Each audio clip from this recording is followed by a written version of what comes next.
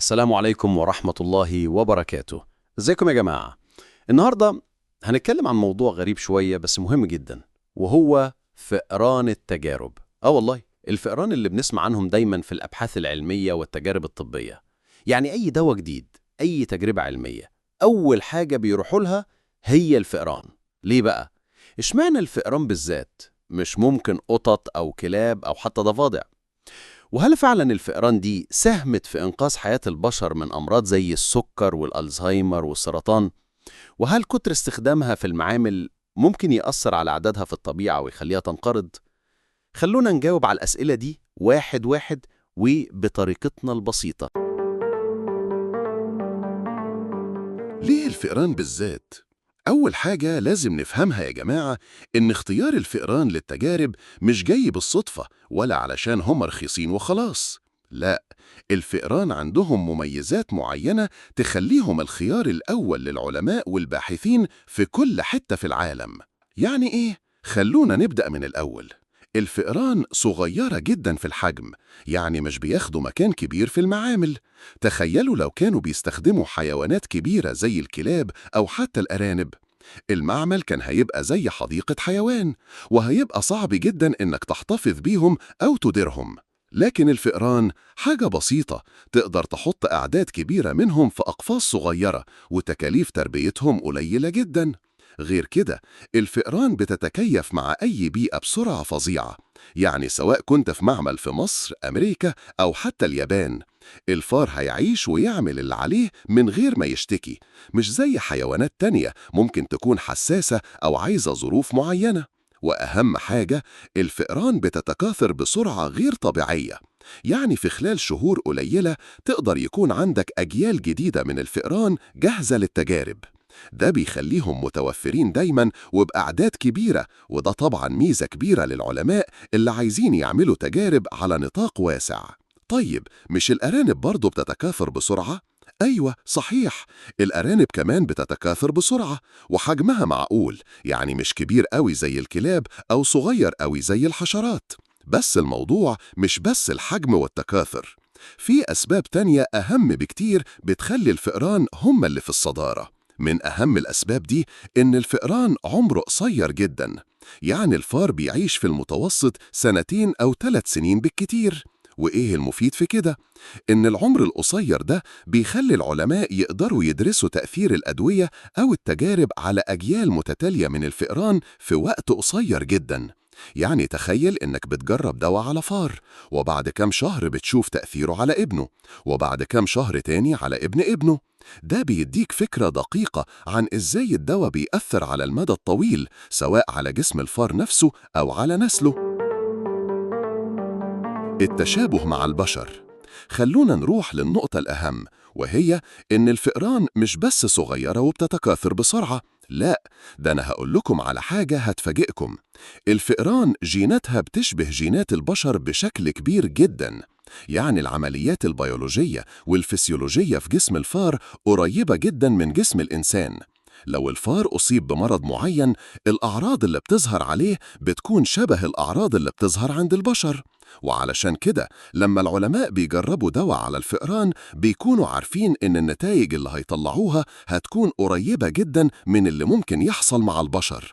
مش بس كده، العلماء وصلوا لمرحلة إنهم يقدروا يعدلوا جينات الفئران علشان تصير أقرب لجينات البشر، خصوصاً الجينات اللي بتسبب أمراض زي السرطان، الزهايمر أو السكر. يعني بيخلوا الفار يبقى زي نموذج مصغر للإنسان، وبيدرسوا عليه تأثير الأدوية أو الأمراض بدقة عالية جدا.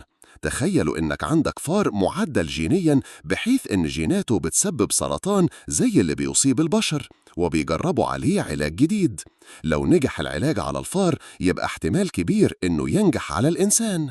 كمان الفئران بتشترك مع البشر في حاجات تانية زي السلوكيات والخصائص الوراثية. يعني مثلا لو عايز تدرس تأثير دواء على الجهاز العصبي أو السلوك، الفئران هتكون مثالية لأن ردود أفعالها بتشبه ردود أفعال البشر في كتير من الحالات. وده بيخليها مناسبة جدا لدراسة أمراض زي الزهايمر أو حتى الإدمان. تشريح الفئران. حاجة تانية مهمة جدا، جسم الفار صغير جدا، فتشريحه بيبقى سهل وبسيط بالنسبة للأطباء والباحثين. وفي نفس الوقت تركيب أجهزته الداخلية زي الجهاز الهضمي، التنفسي والدوري بيشبه الإنسان بنسبة كبيرة جدا.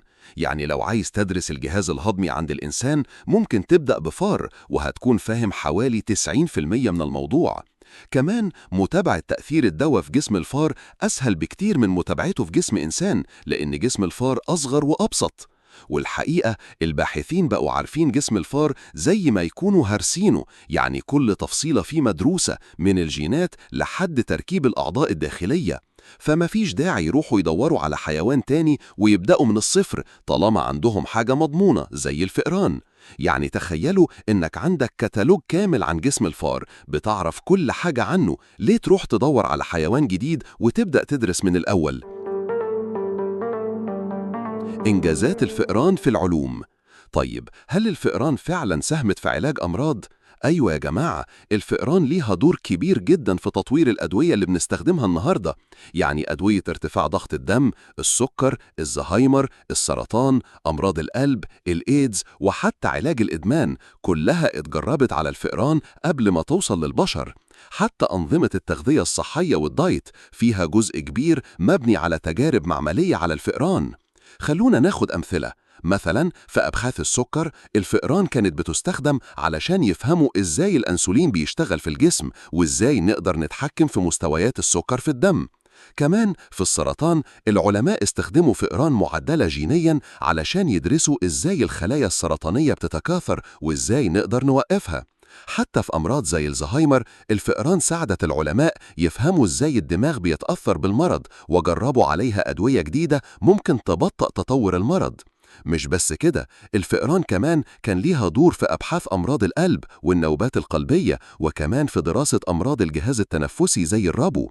حتى في أبحاث الإدمان، الأدوية المضادة للإدمان بتتجرب على الفئران علشان يشوفوا إزاي بتأثر على الدماغ والسلوك. ولو جينا نعد هنلاقي إن الفئران ساهمت في تطوير أدوية وعلاجات لعشرات الأمراض، من ضمور العضلات لحد إصابات الحبل الشوكي. الاعتراضات على استخدام الفئران. بس مش كل حاجة ورد يا جماعة، في ناس بتعترض على استخدام الفئران في التجارب، وده ليه أسباب منطقية. أول حاجة، الفئران بتتعرض لظروف قاسية جدا في المعامل، يعني ممكن يحرموها من الأكل، يصيبوها بجروح أو حروق عن قصد، أو حتى يخلوها تصاب بأمراض زي السرطان علشان يدرسوا المرض وإزاي يتعالج. وكتير من الفئران بتموت بعد التجارب، سواء بسبب التجربة نفسها أو لأنهم بيقتلوها بعد ما تخلص. كمان في اعتراضات تانية بتقول إن التجارب على الفئران مش دايما مضمونة 100%. ليه؟ لأن جسم الفار مهما كان مشابه لجسم الإنسان مش مطابق تام. في أمثلة قديمة زي عقار في الخمسينيات كان ناجح جدا على الفئران، بس لما ترخص وتستخدم على البشر تسبب في تشوهات لأكتر من 100,000 طفل. وفي مثال تاني عن دواء للقلب نجح على الحيوانات، بس لما تجرب على البشر تسبب في أزمات قلبية لأكتر من 27,000 شخص. بس الحقيقة الحالات دي استثنائية، والنجاحات اللي حصلت بفضل الفئران أكتر بكتير جدا. البدايل الحديثة. علشان كده العلماء بيحاولوا يلاقوا بدايل للفئران والحيوانات عموما في التجارب. زي إيه؟ أول حاجة زراعة الخلايا في المعامل، يعني بياخدوا خلايا من البشر أو الحيوانات من غير ما يأذوهم وبيزرعوها في بيئة معملية وبيجربوا عليها الأدوية مباشرة. الخلايا دي بتتصرف زي لو كانت في جسم حي، فبتديهم نتائج دقيقة من غير الحاجة الحيوانات. كمان في بديل تاني وهو المحاكاة بالكمبيوتر. التكنولوجيا الحديثة بقت تقدر تحاكي تأثير الأدوية أو المواد السامة على جسم الإنسان من خلال برامج ذكية. يعني بدل ما تجرب الدواء على فار بتعمل محاكاة رقمية على الكمبيوتر وبتشوف النتائج على الشاشة. الطريقة دي بتستخدم كتير في صناعة مستحضرات التجميل زي الكريمات والصابون. وأخيراً ظهرت حاجة اسمها الرقائق الحيوية. دي عبارة عن مواد بتساعد على تسريع التجارب وزيادة دقة النتائج في وقت أقل. الهدف من البدايل دي كلها إن العلماء يبعدوا عن استخدام الحيوانات تماماً ويحافظوا على الطبيعة والحيوانات البرية. خلاصة الموضوع، في النهاية يا جماعة، الفئران مش مجرد حيوانات صغيرة بنستخدمها في التجارب. دول فعلا ليهم دور كبير جدا في إنقاذ حياة البشر من خلال تطوير الأدوية والعلاجات. من غير الفئران كان زمان كتير من الأدوية اللي بنستخدمها النهاردة ما كانتش موجودة. بس في نفس الوقت لازم نفكر في بدايل أكتر إنسانية علشان نسيب الطبيعة في حالها ونقلل الضرر على الحيوانات. لو وصلتوا للنهاية انتوا ناس زي العسل. اعملوا لايك وكومنت لو عندكم أي سؤال محيركم وهنرد عليكم على طول. وما تنسوش لو عايزين تعرفوا أي حاجة تانية عن العلم أو التجارب اكتبوا لنا في الكومنتس وهنجاوبكم. سلام، ونشوفكم في الإجابة على سؤال جديد محيركم.